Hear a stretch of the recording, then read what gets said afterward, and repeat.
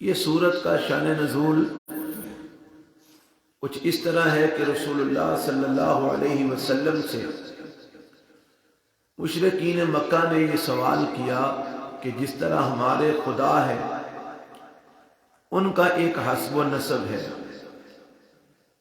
جو انہوں نے خدا بنائے ہوئے تھے وہ چونکہ انسانوں کی ہی مورتیاں تھی، انسانوں کے ہی بت تھے، تو وہ کہتے تھے کہ ہمارے خداؤں کا حسب و نسب ہے، ان کے باپ، ان کے دادا، ان کے پردادا، ان کی آگے پوری جد ہے۔ تو جو تمہارا خدا ہے تم بھی اپنے خدا کا کوئی حسب و نسب بیان کرو، تمہارا خدا، اس کا باپ کون ہے، اس کا دادا کون ہے، اس کا پردادا کون ہے، وہ کس نسل سے ہے، تم بھی اپنے خدا کا حسب و نسب بیان کرو جس خدا کی طرف تم بلاتے ہو، دعوت دیتے ہو۔ تو اس موقع پر اللہ تعالیٰ نے یہ سورت نازل فرمائی اور اللہ تعالیٰ نے یہ بات بیان کی کہ میرا کوئی حسب و نسب نہیں ہے، نہ میرا کوئی باپ، نہ میرا کوئی دادا، نہ میرا کوئی پردادا، نہ میں کسی کی نسل میں سے ہوں اور نہ میری نسل میں سے کوئی ہے، میں وحدہ لا شریک ہوں، نہ میرا کوئی ماں، نہ باپ، نہ بھائی، نہ بہن، نہ میری کوئی بیوی، نہ کوئی اولاد، کوئی بھی نہیں ہے، میں اکیلا ہوں، تنہا ہوں، نہ میری کوئی ابتدا ہے نہ میری کوئی انتہا ہے، اور نہ ہی میرا کوئی بھی برابری کرنے والا ہے، میرا ہمسر، میرے مد مقابل کھڑے ہونے والا کائنات میں کوئی نہیں ہے، میں وحدہ لا شریک ہوں ہر اعتبار سے۔ یہ سورہ اخلاص بڑی کمال کی سورت ہے۔ اس سورت کی فضیلت میں کئی ایک روایات صحیحہ موجود ہیں۔ امام الانبیاء جناب محمد الرسول اللہ صلی اللہ علیہ وسلم نے اس سورت کے بارے میں فرمایا تعدل ثلث القرآن، یہ سورت قرآن کے تیسرے حصے کے برابر ہے، یعنی قرآن کا تیسرا حصہ 10 پارے، 30 پارے ہیں تو تیسرا حصہ 10 پارے بنتے ہیں۔ تو گویا اس سورت کو ایک دفعہ جو بندہ پڑھتا ہے اللہ تعالیٰ اس کو 10 پارے پڑھنے کا اجر عطا فرماتے ہیں، اور جو بندہ 3 دفعہ اس کو پڑھتا ہے اللہ تعالیٰ اس کو، جس کو دور کرنا ضروری ہے وہ یہ کہ اس کا اجر اتنا زیادہ ہے۔ اس کا یہ مطلب نہیں کہ اب سورہ اخلاص پڑھ لی تو اب باقی کا قرآن پڑھنے کی ضرورت نہیں ہے، جس طرح کے بعد جاہل لوگ اس طرح کی باتیں کرتے ہیں۔ نبی صلی اللہ علیہ وسلم کے پاس جب تشریف لائے تو انہوں نے اللہ کے نبی سے درخواست کی کہ یہ سورہ اخلاص ہر نماز کی ہر رکعت میں جو جہری نمازیں ہیں ان کے اندر یہ اس کی تلاوت کرتے ہیں، تو ان سے پوچھا جائے کہ یہ ایسے کیوں کرتے ہیں۔ اللہ کے نبی صلی اللہ علیہ وسلم نے فرمایا اس سے پوچھو، اس سے سوال کرو کہ بھائی تم اس طرح کیوں کرتے ہو۔ سوال کیا گیا تو انہوں نے جواب دیا چونکہ اس میں اللہ تعالیٰ کی صفات ہیں، اس کی توحید کی باتیں ہیں، تو اللہ کی توحید کی وجہ سے مجھے اس سورت سے بڑی محبت ہے، اس لیے میں اس محبت کی بنا پر ہر نماز کی ہر رکعت میں اس سورت کی تلاوت ضرور کرتا ہوں، جہاں سے بھی تلاوت کروں ساتھ یہ سورت ضرور پڑھتا ہوں۔ تو رسول اللہ صلی اللہ علیہ وسلم کو جب بتلایا گیا کہ یہ انہوں نے جواب دیا ہے تو اللہ کے پیغمبر علیہ السلام نے فرمایا اگر تم اس سے اللہ کی توحید کی وجہ سے محبت کرتے ہو تو اللہ رب العالمین تم سے محبت کرتے ہیں۔ یعنی یہ اس سورت کی فضیلت ہے کہ اس میں چونکہ اللہ تعالیٰ کی کمال کی توحید بیان ہوئی ہے، تو اس وجہ سے جو بندہ اس سورت سے محبت کرتا ہے اللہ رب العالمین اس بندے سے محبت فرماتے ہیں۔ تو یہ سورت کی فضیلت ہے، اس کا یہ اجر ہے۔ اب اس کی تھوڑی سی تفسیر آپ کے سامنے میں رکھتا ہوں۔ بسم اللہ الرحمن الرحیم، قل هو اللہ احد۔ پہلی تو بات یہ سمجھے، میں نے جو اس کا مطالعہ کیا ہے میرے ناقص سے علم میں، ایک ادنا سا میں طالب علم ہوں، تو میرے ناقص سے علم میں یہ بات آئی ہے کہ اللہ تعالیٰ نے اس میں ہر قسم کے شرک کی تردید کر دی ہے، یعنی دنیا میں جو شرک کی قسمیں موجود ہیں نا، اللہ تعالیٰ نے ہر قسم کے شرک کی تردید کر دی ہے اس پہلے جملے کے اندر ہی۔ قل اے پیغمبر صلی اللہ علیہ وسلم آپ کہہ دیجئے هو اللہ احد، وہ اللہ ایک ہے۔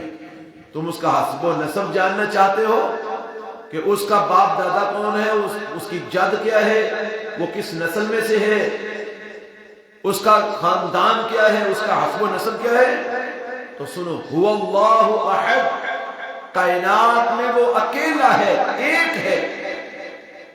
ایک بات تو یہ کہ اس کا ساتھی کوئی نہیں، وہ ایک ہے۔ دوسرا یہ اس کا بھائی بہن کوئی نہیں، وہ اکیلا ہے۔ اس کے علاوہ کائنات میں کوئی معبود کوئی نہیں، کیونکہ وہ ایک ہے، اکیلا ہے۔ اس کے سوا کائنات میں کوئی الہ ہے ہی نہیں، کوئی معبود ہے ہی نہیں۔ قل هو اللہ احد، کہہ دیجئے وہ ہر اعتبار سے اکیلا ہے، ذات کے اعتبار سے بھی اکیلا ہے، صفات کے اعتبار سے بھی اکیلا ہے، اور اپنے ناموں کے اعتبار سے اور اپنی صفتوں کے اعتبار سے بھی وہ اکیلا ہے۔ توحید کی تین قسمیں کی جاتی ہیں، توحید الوہیت، توحید ربوبیت اور توحید اسماء و صفات۔ اور یہ بات یاد رکھیے کہ جب تک ان تینوں قسموں کو ایک بندہ مکمل طور پر ان پر ایمان نہیں رکھتا، وہ بندہ موحد نہیں ہو سکتا، وہ توحید پرست نہیں ہو سکتا، وہ سچا مسلمان اور مومن نہیں ہو سکتا۔ توحید الوہیت کہ عبادت کے لائق صرف اللہ ہے، اس کو بولتے ہیں توحید الوہیت، الہ ماننا کہ الہ صرف ایک ہے کائنات میں، اور وہ کون ہے؟ وہ اللہ۔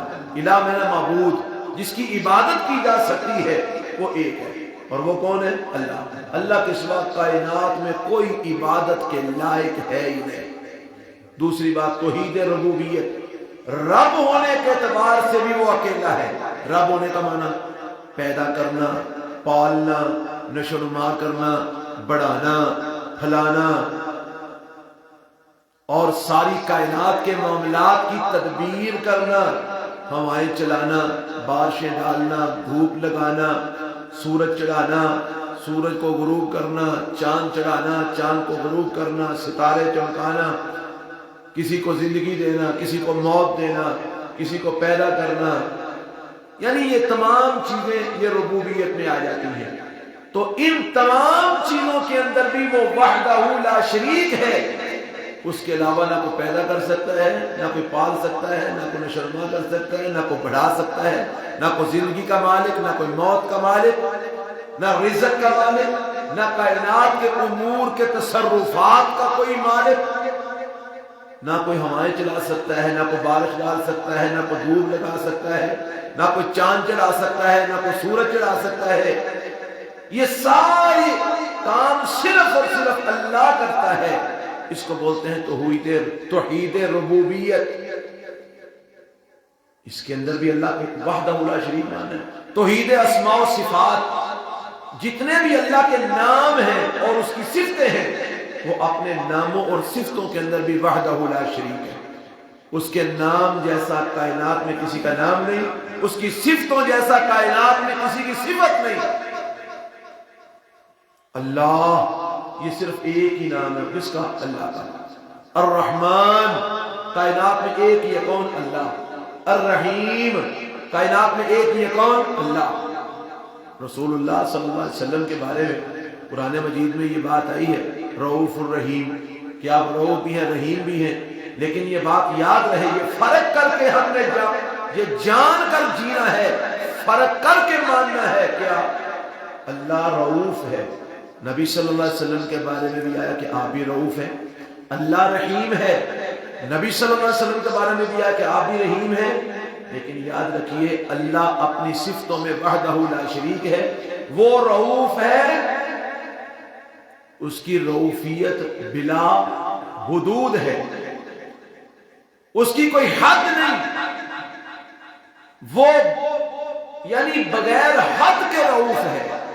لیکن رسول اللہ صلی اللہ علیہ وسلم کی رؤوفیت محدود ہے، اللہ کی رؤوفیت غیر محدود ہے۔ رسول اللہ صلی اللہ علیہ وسلم کی رحیمیت محدود ہے، اللہ کی رحیمیت غیر محدود ہے۔ اللہ بھی غنی ہے، بندے کے بارے میں بھی آتا ہے کہ بندہ بھی غنی ہوتا ہے، جس طرح کہ حضرت عثمان رضی اللہ تعالیٰ عنہ کے بارے میں کہا عثمان غنی، غنی کا معنی دولت مند، لیکن اللہ غنی غیر محدود ہے، اس کی کوئی حد ہی نہیں، وہ کتنا وہ غنی ہے، اور بندہ جتنا مرضی غنی ہو جائے اس کی کوئی حد ہے۔ بات سمجھ آ رہی؟ ایسے ہی اللہ کی صفتیں ہیں، اللہ بھی سمیع ہے، سمیع کا معنی سننے والا، بندہ بھی سمیع ہے سننے والا، اللہ بھی بصیر ہے دیکھنے والا، بندہ بھی بصیر ہے دیکھنے والا، اللہ بھی کلام کرتا ہے، بندہ بھی کلام کرتا ہے، اللہ کا بھی علم ہے، بندے کا بھی علم ہے، لیکن یہ فرق کرنا ہے کیا؟ اللہ سنتا ہے غیر محدود، وہ کائنات کی ہر چیز، زمین، ساتوں زمینوں کی تہوں کے نیچے، اندھیروں کے اندر، کالے پتھر پر چلنے والی کالے رنگ کی کیڑی کے قدموں کی آواز بھی سنتا ہے، اس کو بھی دیکھتا ہے، لیکن بندہ وہ دیوار سے پیچھے کی بات نہیں سن سکتا، دیوار کے پیچھے نہیں دیکھ سکتا۔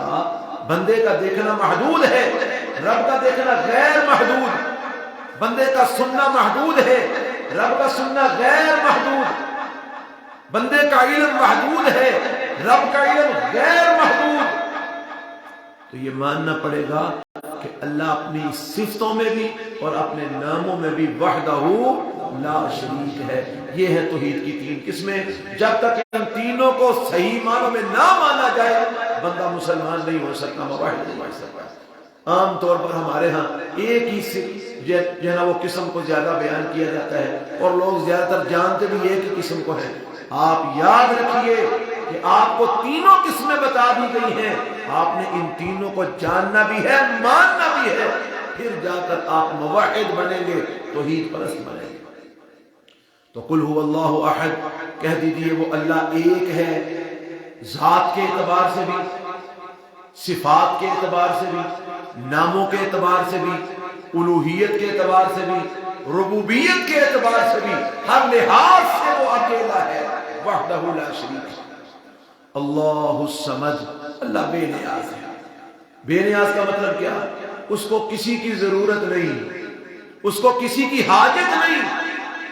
اس طرح کہ حدیث میں آتا ہے، رسول اللہ صلی اللہ علیہ وسلم نے فرمایا اول آخر انسان جن، یعنی جب سے انسانیت شروع ہوئی ہے تب سے لے کر ختم ہونے تک سارے انسان، سارے جنات، پچھلے اگلے سارے، اگر سارے کے سارے فاسق و فاجر و کافر اور بے ایمان بن جائیں تو اللہ کی حکومت اور ملکیت میں ذرے کے برابر کمی نہیں کر سکتے، وہ بے نیاز ہے۔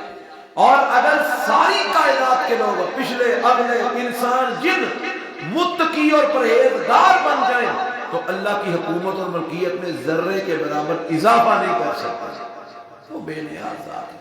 کوئی اس کو مانے نہ مانے، اللہ الصمد، وہ بے نیاز ذات ہے، اس کو کسی کی ضرورت نہیں، لیکن اس کی سب کو ہے، اس کی ضرورت سب کو، اس کو کسی کی ضرورت نہیں، وہ بے نیاز ذات ہے۔ اللہ الصمد، اللہ بے نیاز ہے۔ لم یلد ولم یولد، نہ اس نے کسی کو جنم دیا نہ وہ خود جنم دیا گیا، یہ اس حسب و نسب والی بات کی رد آ گیا۔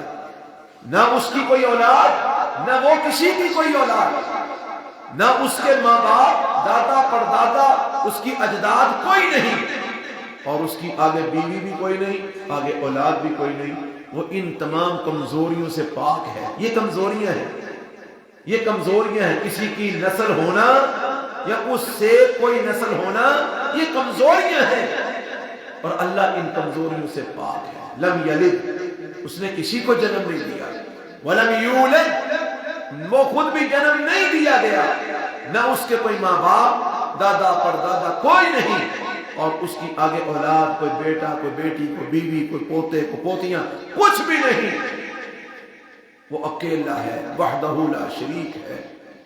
یہی اس کا حسب نسب ہے، لم یلد ولم یولد۔ ولم، تو اس میں وہ والا شرک بھی رد ہو گیا جو عیسائیوں نے اور یہودیوں نے اور مشرکین مکہ نے بنایا ہوا تھا۔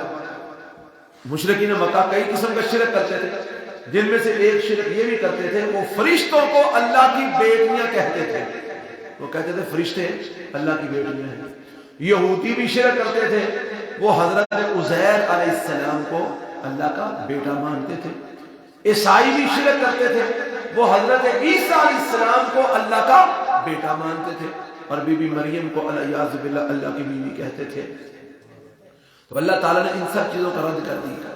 لم یلد ولم یولد، اس کی کوئی اولاد نہیں، نہ وہ کسی کی اولاد ہے، نہ اس کی کوئی بیوی ہے، وہ اس کائنات میں اکیلا وحدہ لا شریک ہے۔ حدیث میں آتا ہے رسول اللہ صلی اللہ علیہ وسلم نے فرمایا کہ اللہ تعالیٰ فرماتے ہیں کہ ابن آدم مجھے جو ہے نا وہ گالی دیتا ہے اور مجھے ایذا دیتا ہے۔ گالی دینا کیا ہے؟ فرمایا یسب الدہر وانا الدہر، وہ زمانے کو گالی دیتا ہے، تو زمانہ بڑا برا ہے، زمانہ بڑا برا ہے، اور زمانہ تو میں ہوں۔ اقلب اللیل والنہار، میں دن رات کو پلٹتا ہوں، زمانہ تو میں ہوں۔ تو جو زمانے کو برا بھلا کہتا ہے، زمانے کو گالی دیتا ہے، اللہ فرماتے ہیں وہ مجھے گالی دیتا ہے۔ اور فرمایا مجھے ابن آدم تکلیف پہنچاتا ہے۔ تکلیف کس طرح پہنچاتا ہے؟ وہ میرے لیے بیٹے ثابت کرتا ہے، میری اولاد ثابت کرتا ہے، جبکہ میری کوئی اولاد نہیں، میں کیا ہوں؟ اکیلا ہوں۔ لم یلد ولم یولد، نہ میری کوئی اولاد ہے، نہ میرے کوئی والدین ہے۔ ولم یکن لہ کفوا احد، اور فرمایا اس کا کوئی بھی برابری کرنے والا۔